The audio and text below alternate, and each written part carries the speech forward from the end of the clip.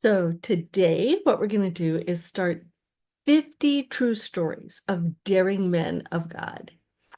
And they're not just Bible stories. They're stories of people who have lived in some of them our lifetime and some of them recently and some from times yet to be seen.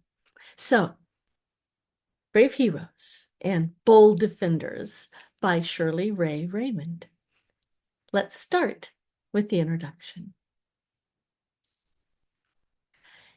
In The Abolition of Man, C.S. Lewis lamented that the modern unchristian world no longer produces men of virtue, honor, integrity, and courage. He called faithless males men without chests. Fortunately, the men of faith profiled in this book do not fall into that category. Brave, smart, and sometimes unconventional, they changed the world for the better, looking to Jesus as their role model. They did not allow fear or anxiety to limit their dedication to serving Christ. They often struggled to bring his truth and his light into the world of darkness, sometimes at great risk to themselves and their families. From inventors and physicians to missionaries and athletes, these courageous men dedicated their lives to serving the Lord. Like Jesus, some were reviled and mocked. Others faced life-threatening circumstances with great courage. A few paid the ultimate price, dying for the gospel. They are all heroes of the Christian faith. Their lives will inspire and challenge you to live your own faith in bold and innovative ways, to shine like stars in the sky as you firmly hold to the word of life. Philippians 2:15-16. These are men of true grit. If you're one of my precious grandchildren, these are the men you're looking for. If you're one of my granddaughters, if you're one of my grandsons, these are the men you aspire to be. Let's start with Eric Liddell. Eric Liddell was a gold medal runner. He lived from 1902 to 1945. Quiet and shy, Eric Liddell loved math, chemistry, and sports.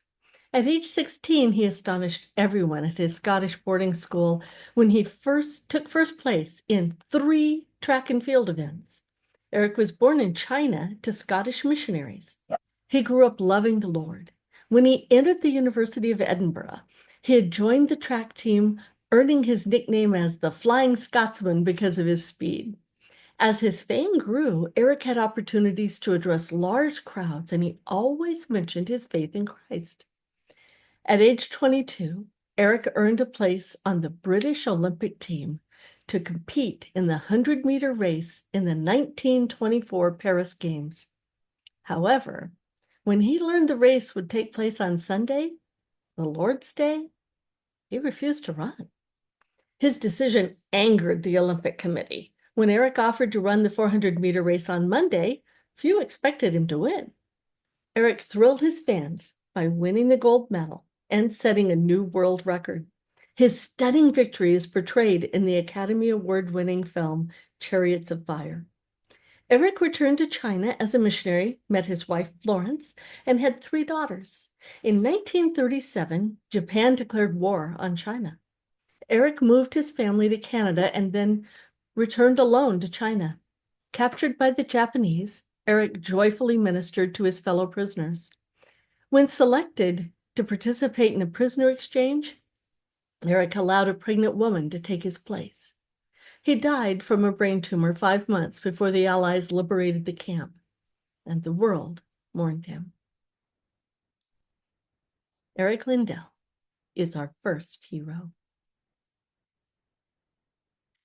Next, I'm going to tell you the story of Sugihara.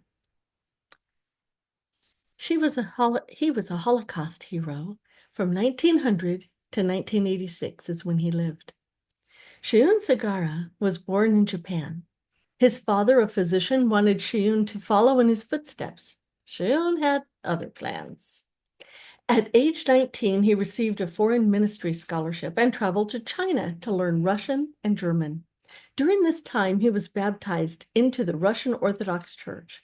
In 1939, Shiun and his wife Yukiko moved to the capital of Lithuania to take up his post as vice consul at the Japanese embassy. They had barely settled in when the Nazi army invaded Poland. This resulted in a flood of desperate Jewish refugees streaming from Poland into Lithuania. Word quickly spread about the Holocaust, the organized killing of Jews ordered by Adolf Hitler. Sugihara signed thousands of exit visas permitting Jewish refugees to flee to Japan, even though Tokyo officials had forbidden him to do so. Sugihara told his wife, "I may have to disobey my government, but if I do not, I will be disobeying God." Frantic Jewish refugees climbed over the wall of the Japanese embassy in Lithuania, hoping to secure exit visas from the compassionate Sugihara. Risking disgrace and dismissal, he continued to sign visas to help more Jews escape the deadly Holocaust. When suddenly ordered to return to Japan, Sugihara threw signed exit visas out of the train window to refugees. Forced to resign from the civil service, Sugihara supported his family by performing menial tasks and selling light bulbs door to door. After the war, the grateful state of Israel honored Shikun Sugihara and his wife by declaring them righteous among the nations. Someone to be proud of. And that's the end of the first part of this great book.